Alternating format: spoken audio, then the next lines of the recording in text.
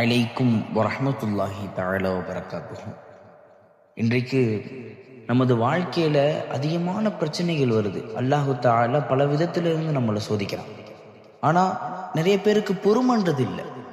அல்லாஹு தஆலா இந்த பொறுமையை பற்றி அல்லாஹ் தஆலா ரொம்ப குர்ஆன்ல வலியுறுத்தி சொல்லியிருக்கிறான்.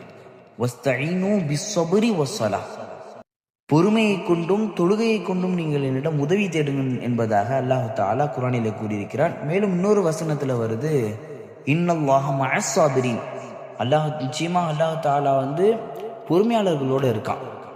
இந்த மாதிரி பொறுமையை பற்றி அல்லாஹ் தஆலா முக்கியத்துவம் கொடுத்து குர்ஆனிலே அல்லாஹ் தெளிவான பல ஆயத்துகள் இருக்கு.